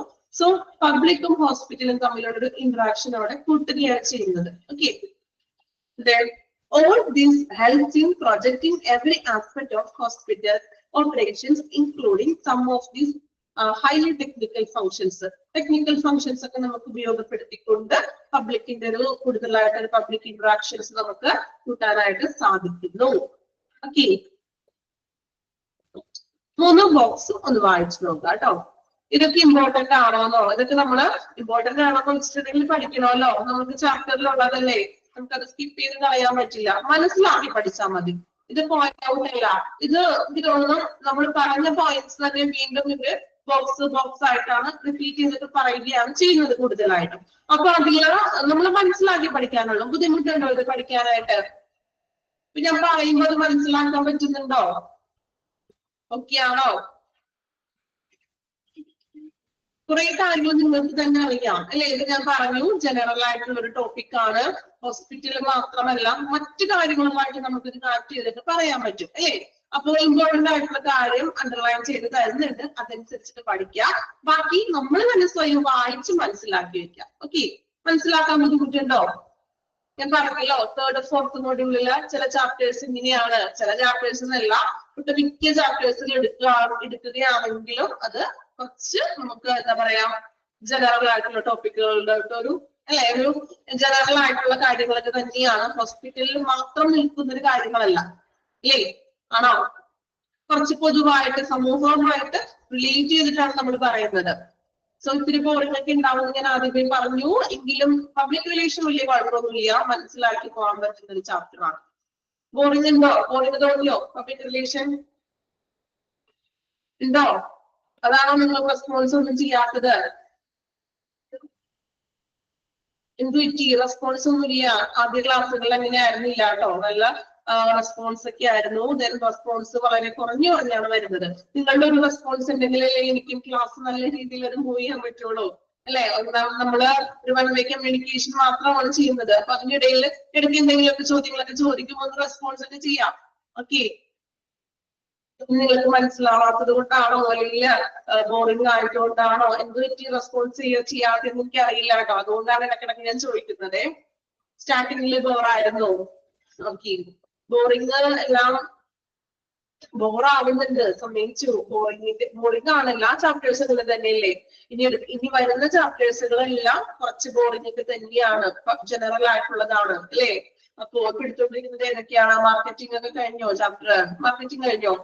അപ്പൊ ചിലപ്പോ അത് പഠിച്ചവർക്ക് കുറച്ചും കൂടി എളുപ്പമായിരിക്കും അല്ലെ. അപ്പൊ നമ്മൾ എന്തായാലും ബോറാണെങ്കിലും പഠിക്കണം. അതാ ഞാൻ പറഞ്ഞത്, എഫേർട്ട് എടുക്കണം. നല്ല രീതിയിൽ തേർഡ് ഫോർത്ത് മൊഡ്യൂള് പഠിക്കാനുണ്ട്. നന്നായിട്ട് വായിച്ചാൽ മാത്രമേ നിങ്ങൾക്ക് അത് പഠിച്ചെടുക്കാൻ പറ്റുള്ളൂ. നമ്മൾ ബോറാണെന്ന് വിചാരിച്ചിട്ട് നമ്മൾ അതിന് സ്കിപ്പ് ചെയ്ത് പോയിട്ട് കാര്യമില്ല. ഓക്കെ, അതുകൊണ്ടാണ് അധികം വലിച്ചു നീട്ടാതെ ഞാൻ മാക്സിമം എടുത്തു പോകുന്നത്. ഒരുപാട് വലിച്ചു നീട്ടി എടുത്തിട്ടുണ്ടെങ്കിൽ ഇത് ഇച്ചിരി ബോറ് തന്നെയാണ്. വായിച്ച് തലയിൽ കയറുന്നില്ല. തലയിൽ കയറിക്കോളും സഫീറ, ഒന്ന് മനസ്സിരുത്തി ഒന്ന് വായിച്ചു നോക്കിയേ, അപ്പൊ തലയിൽ കയറിക്കോളും. എന്തുകൊണ്ടാണ് തലയിൽ കയറാത്തതെന്ന് അറിയാമോ? നമ്മൾ ഫസ്റ്റ് ഈ ചാപ്റ്റർ എടുക്കുമ്പോൾ തന്നെ അയ്യോ ഇതൊരു ബോർഡ് ചാപ്റ്റർ ആണ് എന്നുള്ളൊരു കാര്യം, ആ ഒരു ചിന്ത മനസ്സിൽ വെച്ചുകൊണ്ടാണ് നമ്മൾ പഠിക്കാൻ തുടങ്ങുന്നത്. അപ്പോൾ തീർച്ചയായിട്ടും അത് തലയിൽ കയറില്ല. സോ എന്ത് ചെയ്യണം അല്ലെ? കറക്റ്റ് അല്ലേ? ആശില് പറഞ്ഞു കറക്റ്റ് ആണെന്ന്. ഞാൻ പറഞ്ഞ കാര്യം സത്യമല്ലേ? ആണോ? ദെൻ ഞാൻ പറയാറുണ്ട്, ഞാൻ സൈക്കോളജി അല്ലെ, ഇടയ്ക്കൊന്ന് സൈക്കോളജി പറയും. അപ്പോ നമ്മൾ അങ്ങനത്തെ ഒരു ചിന്താഗതിയാണ് നമ്മളുടെ മനസ്സിൽ. എന്റെ ഒരു പോർഷൻ മാത്രമായിട്ടാണ് ഞാൻ പറഞ്ഞത്. ഏത് ചാപ്റ്റർ ആണെങ്കിലും നമ്മുടെ മനസ്സിൽ ആദ്യമേ നമ്മൾ അത് മനസ്സിൽ കയറി കഴിഞ്ഞു, ഇതെനിക്ക് പഠിക്കാൻ പറ്റില്ല, ഇത് ഭയങ്കര ബോർഡ് ചാപ്റ്റർ ആണ്, ഇതെങ്ങനെ പഠിക്കാനാ, ആ ഒരു ചിന്ത നമ്മുടെ മനസ്സിലുണ്ട്. ദെൻ ആ ഒരു മൈൻഡ് വെച്ചിട്ട് നമ്മൾ ബുക്ക് എടുത്തിട്ടുണ്ടെങ്കിൽ, ഇത് പഠിക്കാൻ എടുത്തിട്ടുണ്ടെങ്കിൽ തലയിൽ കയറില്ല. ഓക്കെ, അപ്പൊ ഫസ്റ്റ് വൺ ആ ഒരു ആറ്റിറ്റ്യൂഡ് അങ്ങോട്ട് മാറ്റാം. എനിക്ക് പറ്റും, ഇത്രയും ഞാൻ എത്തി, ഫസ്റ്റ് സെക്കൻഡ് മൊഡ്യൂൾ ഞാൻ കംപ്ലീറ്റ് ചെയ്തു, പഠിച്ചു, ഞാൻ എക്സാം അറ്റൻഡ് ചെയ്തു, ദെൻ അടുത്ത 2 മൊഡ്യൂളും കൂടി ഉണ്ട്, എന്നാലേ എനിക്ക് എന്റെ കോഴ്സ് കംപ്ലീറ്റ് ചെയ്ത് എനിക്ക് ഒരു ഫ്യൂച്ചർ എനിക്ക് ഉണ്ടാകുള്ളൂ. ആ ഒരു ചിന്ത മനസ്സിൽ വെച്ചിട്ടുണ്ടെങ്കിൽ പഠിച്ചാലേ കിട്ടും.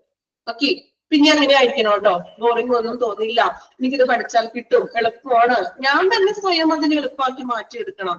മറ്റൊരാൾക്ക് അവിടെ സാധിക്കില്ല. നിങ്ങൾ തന്നെ സ്വയം എന്ത് ചെയ്യണം, എനിക്ക് സാധിക്കും എന്നുള്ളൊരു രീതിയിലോട്ട് അതിനെ മാറ്റിയെടുക്കാം. ഓക്കെ, ഇവിടെ വരെ പറഞ്ഞപ്പോ അത്ര സമയം കേട്ടോ. ഓക്കെ ആണോ? ഇനി ബോർഡൊക്കെ മാറിക്കോളില്ല എല്ലാവരുടെയും. ഓക്കെ, ദെൻ വായിച്ചു നോക്കാം കേട്ടോ, പെട്ടെന്ന് വായിച്ചു നോക്കാം. 3 ബോക്സ് കേട്ടോ, 3, 4, 5. ബോറിംഗ് ആയതുകൊണ്ടാണല്ലോ നിങ്ങൾ റെസ്പോൺസ് ഒന്നും ചെയ്യാത്തത്. ഓക്കെ, കുഴപ്പമില്ല, നമുക്കത് എല്ലാ ചാപ്റ്റേഴ്സും ഏകദേശം ഇങ്ങനെയൊക്കെ തന്നെയാണ് കേട്ടോ. പഠിക്കുന്നവർക്ക് നമ്മൾ എഫോർട്ട് എടുക്കണം. നമ്മൾ ഇത്തിരി ഉറപ്പൊഴിച്ചൊക്കെ ഒന്ന് പഠിച്ച് എഫോർട്ട് എടുത്താൽ അതിന്റെ റിസൾട്ട് എന്തായാലും നല്ല രീതിയിൽ കിട്ടും. ഓക്കെ, വായിച്ചു നോക്കാം.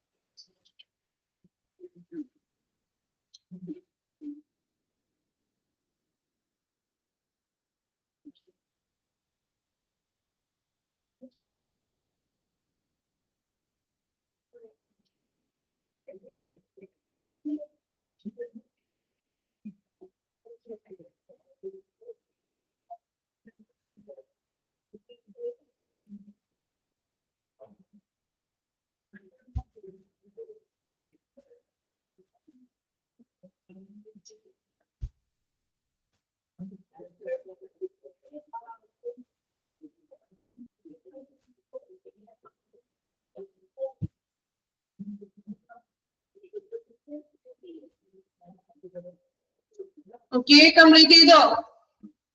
3 ബോക്സ് വായിച്ചില്ലേ? ഇനി നെക്സ്റ്റ് നോക്കാം. 7ാമത്തെയാണ് സ്പീക്കേഴ്സ് ബ്യൂറോ. ഓക്കെ, അപ്പൊ സ്പീക്കേഴ്സ് ബ്യൂറോ എന്താണെന്ന് നോക്കാം കേട്ടോ. Speakers bureau, CEO and staff should use every opportunity to speak to other services, organizations and institutions on health matters. അതായത് ഹെൽത്ത് മാറ്റേഴ്സ്, ആരോഗ്യ കാര്യങ്ങളില് മറ്റു സംഘടനകളോടും. 6 നമ്മൾ പറഞ്ഞു. 6 ഓക്കെ 7 ആണല്ലേ 6 കഴിഞ്ഞിട്ട് കൊടുത്തിരിക്കുന്നത്.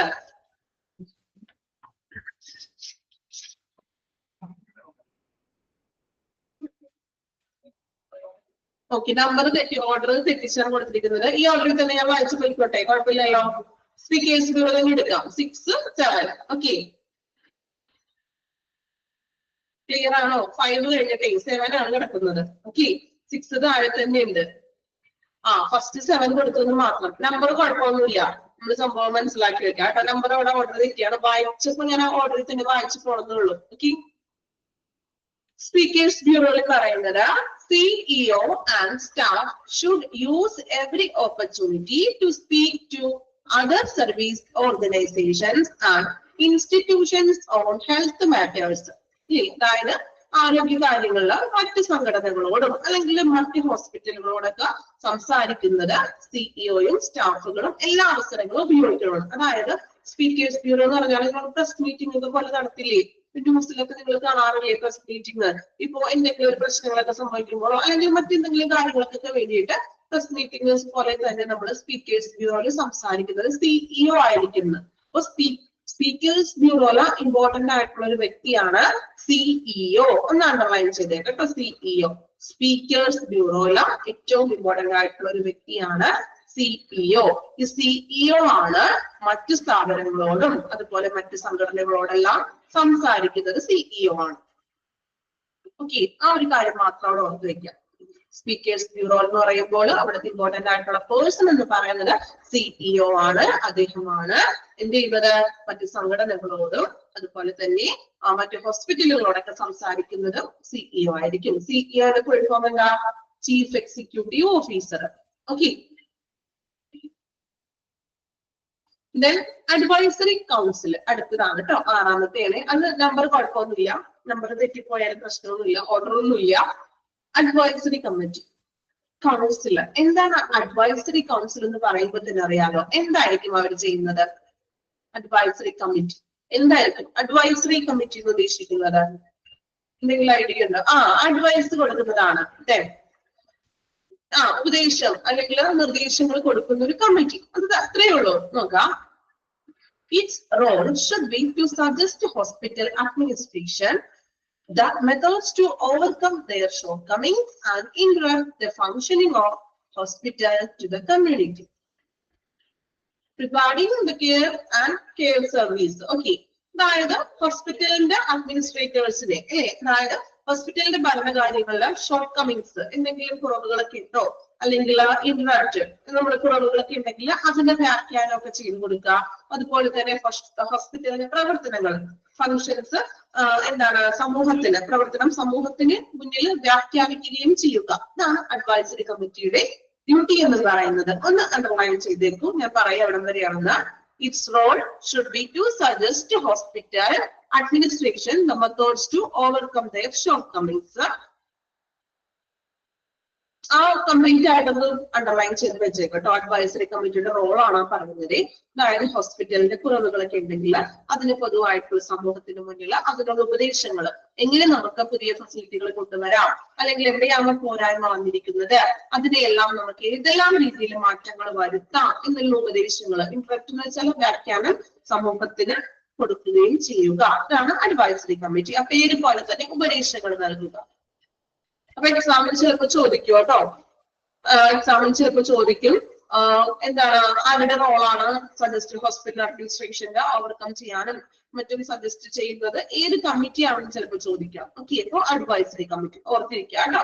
ബോക്സ് കംപ്ലീറ്റ് ആയിട്ടും ഒന്ന് മാർക്ക് ചെയ്ത് വെച്ചോളൂ. അഡ്വൈസറി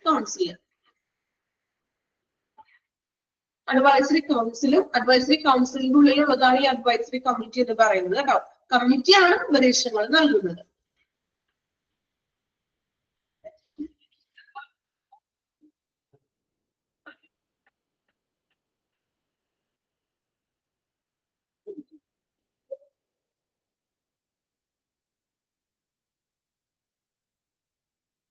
ഓക്കെ, ഒന്ന് വായിച്ചു നോക്കിയപ്പോ ഇത് കംപ്ലീറ്റ് ആയിട്ടോ. നമ്മളുടെ കമ്മ്യൂണിക്കേറ്റീവ് മെത്തേഡ്സിലെ കാര്യങ്ങളാണ് പറഞ്ഞത്. ഈ രണ്ട് ബോക്സ് കൂടി ഒന്ന് വായിക്കാം. ഇതിന് ടോട്ടൽ ചെയ്തിട്ട് ഒരു പ്രാവശ്യം നമുക്ക് നോക്കണം.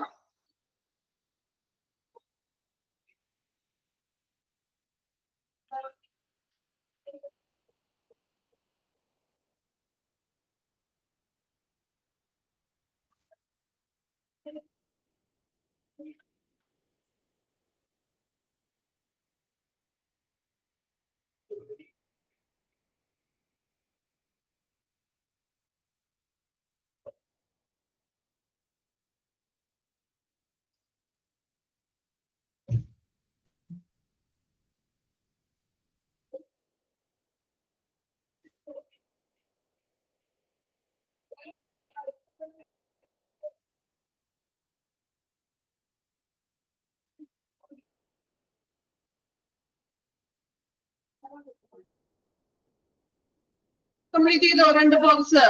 ദെൻ അപ്പൊ നമ്മളുടെ കമ്മ്യൂണിക്കേറ്റീവ് മെത്തേഡ്സില communication methods can be used in following ways. ഏതെല്ലാം രീതിയിൽ നമുക്ക് കമ്മ്യൂണിക്കേഷൻ മെത്തേഡ്സ് സ്വീകരിക്കാം എന്നാണ് നമ്മൾ പബ്ലിക് റിലേഷൻ മെയിൻറ്റെയിൻ ചെയ്യാൻ വേണ്ടിയിട്ട്. അപ്പൊ അതില് 7 കാര്യങ്ങളാണ് നമ്മൾ പറഞ്ഞത്. ഫസ്റ്റ് വൺ നോക്കിയേ, എന്തായിരുന്നു? അപ്രോപ്രിയേറ്റ് ആയിട്ടുള്ള ഇൻഫോർമേഷൻസ് റിലേറ്റീവ്സിനും വിസിറ്റേഴ്സിനൊക്കെ കൊടുക്കുക. ദെൻ ഡിസ്ചാർജ് സമ്മറിയില് ഹെൽത്ത് സ്റ്റാറ്റസും എഴുതാം, ഫോളോ അപ്പുകളും രേഖപ്പെടുത്തണം. ദെൻ രണ്ടാമത്തെ കാര്യം നമ്മൾ പറഞ്ഞത് ഒരു തുറന്നൊരു സമീപനമായിരിക്കണം പേഷ്യൻസിനോടും റിലേറ്റീവ്സിനോടും നമ്മൾ കാണിക്കേണ്ടത്. ദെൻ റിലേറ്റീവ്സിന്റെയും വിസിറ്റേഴ്സിന്റെയും സംശയങ്ങളൊക്കെ തീർക്കേണ്ടത് ഡോക്ടറോ അല്ലെങ്കിൽ സീനിയർ നഴ്സോ ആയിരിക്കും. ദെൻ അഡ്മിനിസ്ട്രേറ്റീവ്സിന്റെ പല ഡിഫറെന്റ് ലെവൽസിലുള്ള റൗണ്ട്സുകൾ ഇൻഫോർമൽ ആയിരിക്കണം. ദെൻ സൈനേജ്, മൂന്നാമതായിട്ട് പറഞ്ഞത് സൈനേജ് ആൻഡ് നെയിം ബോർഡ്സ് ആണ്. ഈസി ടു ഫോളോ ചെയ്യാൻ വേണ്ടിയിട്ടാണ് നമ്മൾ സൈനേജും നെയിം ബോർഡ്സ് ഒക്കെ വെക്കുന്നത്. അതോടൊപ്പം തന്നെ ഫ്ലോർ പ്ലാൻസുകൾ സ്ട്രാറ്റജിക് ആയിട്ടുള്ള പ്ലേസസിൽ വെക്കുക, റൂംസിന് നമ്പർ കൊടുക്കുക. ദെൻ പേഷ്യന്റ് ഇൻഫോർമേഷൻ ബ്രൗഷറും വിസിറ്റർ ഗൈഡൊക്കെ കൊടുക്കുക. Then complaint and compliments suggestions, suggestion box വെക്കുക, കംപ്ലൈന്റ് ബോക്സ് വെക്കുക. ദെൻ ഹോസ്പിറ്റൽ പബ്ലിക് ഇന്ററാക്ഷൻസിന് വേണ്ടി ഹോസ്പിറ്റൽ ടൂർസ് മെമ്പേഴ്സ് വേരിയസ് ഓർഗനൈസേഷനിലും ടീച്ചേഴ്സും സ്റ്റുഡൻസ് ഒക്കെ ചേർന്നിട്ട് ഹോസ്പിറ്റൽ ടൂർസ് ഒക്കെ അറേഞ്ച് ചെയ്യാം. ഹെൽത്ത് ഫെയറുകൾ അറേഞ്ച് ചെയ്യുക, എക്സിബിഷൻസുകൾ, സ്പെഷ്യൽ ക്ലിനിക്കുകൾ അല്ലെങ്കിൽ ഹെൽത്ത് അവയർനെസ് പ്രോഗ്രാംസുകളൊക്കെ കൊണ്ടുവന്നിട്ട് പബ്ലിക് ആയിട്ടുള്ള ഒരു ഇന്ററാക്ഷൻ കൂട്ടുക. ദെൻ സ്പീക്കേഴ്സ് ബ്യൂറോയിൽ നമ്മൾ പറഞ്ഞു, സ്പീക്കേഴ്സ് ബ്യൂറോയിലെ ഇമ്പോർട്ടന്റ് പേഴ്സൺ ആണ് സിഇഒ. അദ്ദേഹമാണ് മറ്റ് ഓർഗനൈസേഷൻസിനോടും മറ്റ് ഹോസ്പിറ്റലിനോടൊക്കെ സംസാരിക്കുന്നത്. ദെൻ അഡ്വൈസറി കമ്മിറ്റി എന്ന് പറഞ്ഞാൽ ഹോസ്പിറ്റലിനുള്ള ഫെസിലിറ്റികളും ഉപദേശങ്ങളൊക്കെ പറഞ്ഞു കൊടുക്കുന്ന ഒരു കമ്മിറ്റിയാണ് അഡ്വൈസറി കമ്മിറ്റി. ഓക്കെ, 7 കാര്യങ്ങളാണ് നമ്മൾ 7 മെത്തേഡ്സ് ആണ് കമ്മ്യൂണിക്കേറ്റീവ് മെത്തേഡ്സിൽ പറഞ്ഞത്. ക്ലിയർ ആണോ? 7 ബോക്സസ് ഓക്കെ ആണോ? ക്ലിയർ ആണോ? ഓക്കെ, ഒരു പ്രാവശ്യം ഒന്ന് 7 ബോക്സും ഒരുമിച്ച് ഒരു പ്രാവശ്യം ഒന്ന് വായിക്കാം കേട്ടോ. ഒറ്റ പ്രാവശ്യം ഒന്ന് വായിച്ചു നോക്കാം. ഒരു പ്രാവശ്യം വായിച്ചു നോക്കാം.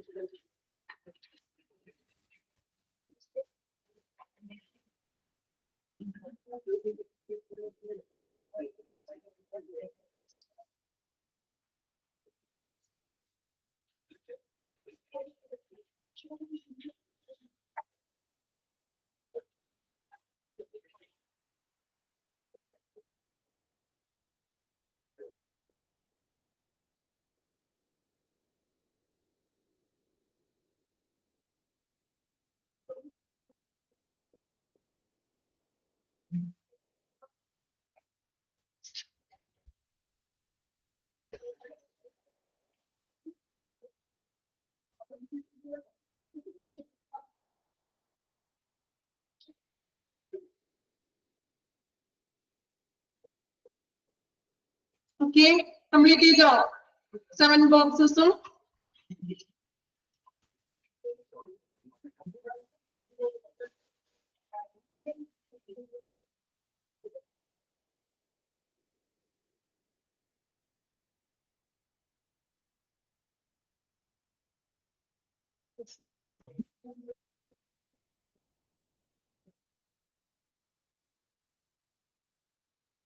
ഓക്കെ, നെക്സ്റ്റ് നോക്കാം. അടുത്തൊരു സെക്ഷൻ ആണ് കേട്ടോ. Indicators for evaluating public relation in the community. അല്ലെ, അതായത് പബ്ലിക് റിലേഷൻ വിലയിരുത്തുന്നതിനുള്ള, നമ്മുടെ സമൂഹത്തിലെ പബ്ലിക് റിലേഷൻ എത്രത്തോളം ഉണ്ട് എന്ന് വിലയിരുത്തുന്നതിനുള്ള ഇൻഡിക്കേറ്റേഴ്സ് അല്ലെ, എന്തൊക്കെയാണ് സൂചനകൾ എന്നാണ് പറയുന്നത്. ഈ പോയിന്റ്സുകൾ ഇമ്പോർട്ടന്റ് ആണ്, ഒന്ന് മാർക്ക് ചെയ്ത് വെച്ചോളൂ കേട്ടോ, സ്റ്റാർ മാർക്ക് ചെയ്തേക്കാം. പോയിന്റ്സ് ഇമ്പോർട്ടന്റ് ആണ്, എക്സാമിന് ചോദിക്കാറുണ്ട് പോയിന്റ്സ്. ഓക്കെ, നോക്കാം. ഫസ്റ്റ് വൺ പറയുന്നത് പേഷ്യന്റ് സാറ്റിസ്ഫാക്ഷൻ സർവേസ് അല്ലെ. നമുക്ക് പറഞ്ഞു പേഷ്യന്റിന്റെ സാറ്റിസ്ഫാക്ഷൻ സർവേസിലൂടെ നമുക്ക് പേഷ്യൻസിന്റെ എന്താണ് അവർക്ക് ഫെസിലിറ്റികളൊക്കെ ലഭിക്കുന്നത്, അവരുടെ ഫീഡ്ബാക്ക് നമുക്ക് ലഭിക്കുന്നുണ്ട്. Okay, patient satisfaction surveys. Second one പറയുന്നത് ജനറൽ ഒപ്പീനിയൻ പോൾ, പൊതുവായിട്ടുള്ളൊരു എന്താണ് പൊതു അഭിപ്രായം, ഒരു വോട്ടെടുപ്പ് നടത്താവുന്ന ഏതെങ്കിലും ഒരു ക്വസ്റ്റ്യൻസിനെ വെച്ചുകൊണ്ട് ഒരു പൊതുവായിട്ടുള്ള ഒരു തിരഞ്ഞെടുപ്പ് പോലെ നടത്താം. അതിലൂടെ നമുക്ക് പബ്ലിക്കിന്റെ ആ ഒരു സമൂഹവും പബ്ലിക്കിന്റെ ഒരു വിലയിരുത്തൽ നമുക്ക് മനസ്സിലാക്കാനായിട്ട് സാധിക്കുന്നു. Then quality of care using check list. Check ലിസ്റ്റുകളൊക്കെ ഉപയോഗിച്ചിട്ട് നമുക്ക് ചെക്ക് ലിസ്റ്റുകൾ പേഷ്യൻസിന് കൊടുത്തുകൊണ്ട് നമുക്ക് പബ്ലിക് റിലേഷൻ എത്രത്തോളം ഉണ്ടെന്ന് വിലയിരുത്താൻ പറ്റും. ചെക്ക് ലിസ്റ്റ് എന്ന് പറഞ്ഞാൽ എന്താണ്, നമ്മളൊരു ക്വസ്റ്റ്യൻ തന്നിട്ട് അതിൽ ഗുഡ് ഓർ ബാഡ് ഇപ്പൊ നമ്മള് ഇത്ര സ്റ്റാർ പോയിന്റ് ഒക്കെ നമ്മൾ രേഖപ്പെടുത്തുമല്ലോ. അപ്പൊ അതുപോലെ എത്രത്തോളം ഉണ്ടെന്ന് ഫീഡ്ബാക്ക് നമുക്ക് കണ്ടെത്താനും സാധിക്കുന്നു. Number of complaint received. Number of complaint received, അതായത് ഇപ്പൊ എക്സാമ്പിൾ പറയുന്നില്ല, ഇപ്പൊ ഒരു ഹോസ്പിറ്റലില് കംപ്ലൈന്റ് ബോക്സില് ഓരോ ദിവസവും കംപ്ലൈന്റ്സുകളുടെ എണ്ണം കൂടുകയാണെങ്കിൽ അതിന്റെ അർത്ഥം എന്താണ്? ദിവസവും കംപ്ലൈന്റ് ബോക്സിൽ നിറയെ കംപ്ലൈന്റ്സ് ആണെന്ന് വെക്കില്ലേ അല്ലെ. ഇപ്പൊ ഡെയിലി ഒരു 10-20 കംപ്ലൈന്റ്സ് നമുക്ക് കംപ്ലൈന്റ് ബോക്സിൽ നിന്ന് ലഭിക്കുന്നുണ്ട് എങ്കിൽ അതിന്റെ അർത്ഥം എന്താണ്?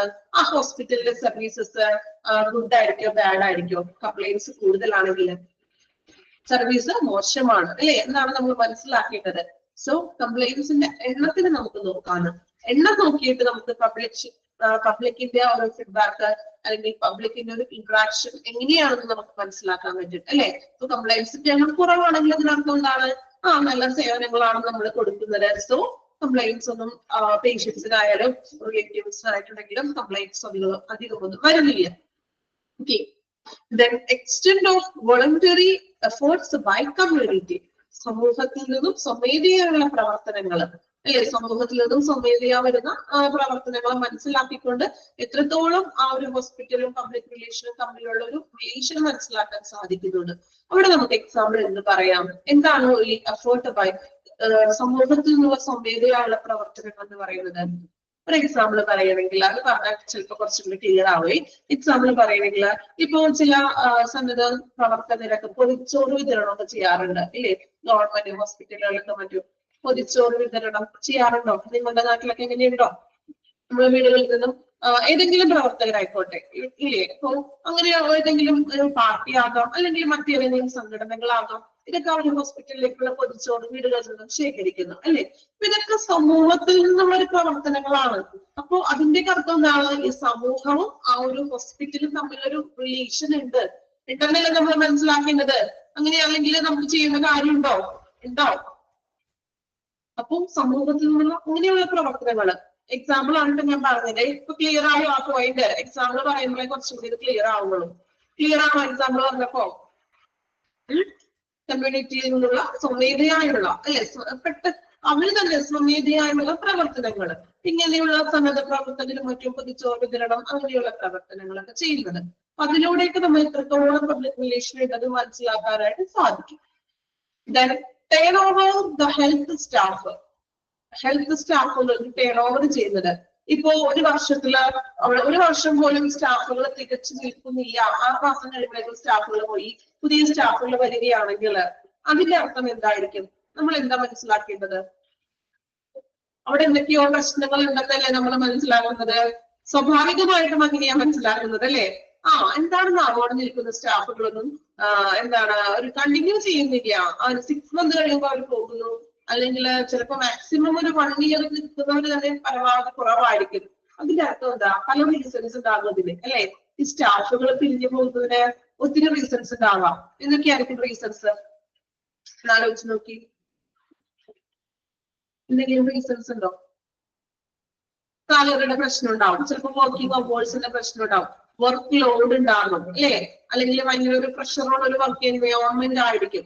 സോ പല കാരണങ്ങൾ കൊണ്ടും എന്താണ് സ്റ്റാഫുകൾ പിരിഞ്ഞു പോകുന്നു. അപ്പൊ അതിനർത്ഥം അവിടെ നല്ലൊരു വർക്ക് എന്താ പറയാ നല്ലൊരു സർവീസ് അല്ല എന്നാണ് നമ്മൾ തിരിച്ചറിയുന്നത്. Then consistency of attendance of the patient's clinics and health centers. അതായത് ഹെൽത്ത് സെന്ററിലും അതുപോലെ ആരോഗ്യ ജീവനക്കാരുടെ എണ്ണം രോഗികളുടെ ഹാജർ സ്ഥിരത നോക്കുന്നു. എത്രത്തോളം പേഷ്യൻസ് വരുന്നുണ്ട് ഓരോ ദിവസം പേഷ്യൻസ് കുറഞ്ഞു വരികയാണോ? കുറഞ്ഞു വരികയാണെങ്കിൽ നമ്മൾ മനസ്സിലാക്കേണ്ടത് അവിടുത്തെ സർവീസസ് ബാഡ് ആണ്, ഫെസിലിറ്റികൾ കുറവാണ്. സോ ആളുകള് വേറെ ഹോസ്പിറ്റലിലേക്കാണ് പോകുന്നത് അല്ലേ? ഓരോ ദിവസം എത്രത്തോളം പേഷ്യൻസുകൾ വരുന്നുണ്ടെന്ന് അതിന്റെ ഹാജർ സ്ഥിരതയൊക്കെ നോക്കുക. ദെൻ ഡൊണേഷൻസ്, മറ്റ് ചാരിറ്റി പ്രവർത്തനങ്ങൾക്ക് വേണ്ടിയിട്ട് നൽകുന്ന ഡൊണേഷൻസ് എത്രത്തോളം നോക്കാം അല്ലെ? സമൂഹം മീൻസ് ചില സംഘടനകളും അല്ലെങ്കിൽ വല്ല ക്ലബുകളും അങ്ങനെയൊക്കെ ആണെങ്കിൽ അവര് ഹോസ്പിറ്റലിൽ വേണ്ടി ഡൊണേഷൻസ് ഒക്കെ ചെയ്യും. Then inpatient who live against medical advice. ഇനി എത്ര പേഷ്യൻസ് അവിടെ കിടക്കുന്ന അഡ്മിറ്റഡ് ആയിട്ടുള്ള ഇൻപേഷ്യൻസുകള് എത്ര പേര് അഗെയിൻസ്റ്റ് മെഡിക്കൽ അഡ്വൈസിന് വിപരീത AMA ആയിട്ട് പോകുന്നുണ്ടെന്ന് നമ്മൾ പഠിച്ചു. ഓർക്കുന്നുണ്ടോ? AMA ലാമ ഓർക്കുന്നുണ്ടോ? Leave against medical advice, against medical advice നമ്മൾ പറഞ്ഞു. അതിന് പല റീസൺസ് ഉണ്ടെന്ന് പറഞ്ഞു. എന്തൊക്കെയായിരുന്നു റീസൺസ്? ഫെസിലിറ്റിയുടെ അഭാവമുണ്ട്, അല്ലെങ്കിൽ ഡോക്ടറിന്റെ വിപരീതമായിട്ട് പോകുന്നവരുണ്ട് അല്ലേ? അപ്പോ അങ്ങനെ എത്രത്തോളം സർവീസസ് മോശമായിട്ടുള്ളവര് അങ്ങനെയുള്ള അപ്പോ എത്രത്തോളം പേര് AMA ആയിട്ട് പോകുന്നുണ്ട്. ഇതെല്ലാമാണ് നമ്മൾ പബ്ലിക് റിലേഷൻ കമ്മ്യൂണിറ്റിയുമായിട്ടുള്ള ഒരു അറിയാനായിട്ട് സാധിക്കുന്ന ഇൻഡിക്കേറ്റേഴ്സ്. ഓക്കെ, ഒരു പ്രാവശ്യം കൂടി വായിക്കാം. പോയിന്റുകൾ ശ്രദ്ധിക്കണം, ഇമ്പോർട്ടന്റ് ആണ് കേട്ടോ. അണ്ടർലൈൻ ചെയ്ത് പഠിക്കണം. പേഷ്യന്റ് സാറ്റിസ്ഫാക്ഷൻ സർവേ നിർത്താം. അതുപോലെ തന്നെ general opinion poll, then quality care check ലിസ്റ്റുകൾ ഉപയോഗിക്കാം. കംപ്ലൈന്റ്സ് എത്രത്തോളം വന്നിട്ടെന്ന് നോക്കാം. ദെൻ സ്വമേധയായുള്ള പ്രവർത്തനങ്ങള്, നമ്മൾ പൊതുച്ചോറിന്റെ വിതരണത്തിന്റെ കാര്യം പറഞ്ഞ എക്സാമ്പിള്. ദെൻ ഹെൽത്ത് സ്റ്റാഫുകൾക്ക് വഴി എത്രത്തോളം പേര് പോകുന്നുണ്ട്, പിരിഞ്ഞു പോകുന്നതിന്റെ എത്രത്തോളം എണ്ണം ഉണ്ടെന്ന് നോക്കാം. ദെൻ അറ്റൻഡൻസ് നോക്കാം, ഡൊണേഷൻസ്. ദെൻ AMA ആയിട്ട് പോകുന്നത് എത്രത്തോളം പേഷ്യൻസ് ആണ് AMA ആയിട്ട് പോകുന്നത്. ഓക്കെ, ഇത്രയുമാണ് ഇൻഡിക്കേറ്റേഴ്സ് വരുന്നത്. ഒന്ന് വായിച്ചു നോക്കാം കേട്ടോ, ഒരു പ്രാവശ്യം വായിക്കാം.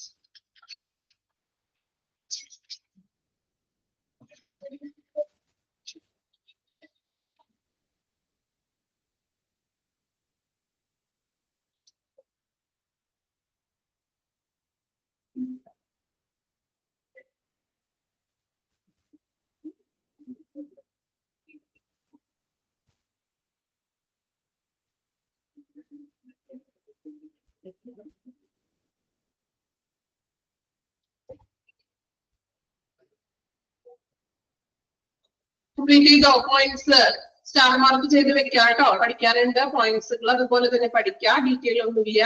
ഓക്കെ, ദെൻ നെക്സ്റ്റ് വരുന്നത് വീണ്ടും നമ്മൾ പറഞ്ഞ indicators for measuring public relation. ഈ ഓരോ പോയിന്റ്സിനെ വീണ്ടും ബോക്സ് ചെയ്ത് പറഞ്ഞിരിക്കുകയാണ്. ഏകദേശം ഞാൻ എന്താ പറയാ വിശദീകരിച്ച് പറഞ്ഞിട്ടുണ്ട്. ആ സെയിം കാര്യങ്ങളൊക്കെ തന്നെയാണ് വീണ്ടും ബോക്സ് ആയിട്ട് പറയുന്നത്. ഓക്കെ, ഇത് നമ്മളിപ്പോ പറഞ്ഞ പോയിന്റ്സുകൾ തന്നെയാണ് ബോക്സ് ആയിട്ട് പറയുന്നത് കേട്ടോ. ഓക്കെ, നമുക്ക് നെക്സ്റ്റ് ക്ലാസ്സിൽ എടുക്കാം കേട്ടോ. ക്ലിയർ ആണോ? നിങ്ങൾ ഒരുപാട് എടുത്ത് ബോറടിപ്പിക്കണില്ല, എടുത്ത് അത്രയും ഓക്കെയാണോ? നന്നായിട്ട് വായിക്കാം കേട്ടോ. ബോറാണെന്ന് വെച്ചിട്ട് വായിക്കാതിരിക്കരുതും. ഒരു കാര്യം ചിന്ത മനസ്സിൽ നിന്ന് എടുത്ത് കളയുക. എനിക്ക് പറ്റും, സാധിക്കും എന്നുള്ള ഒരു രീതിയിൽ അതിനെ പഠിച്ചു പോവുക. Okay, thank you.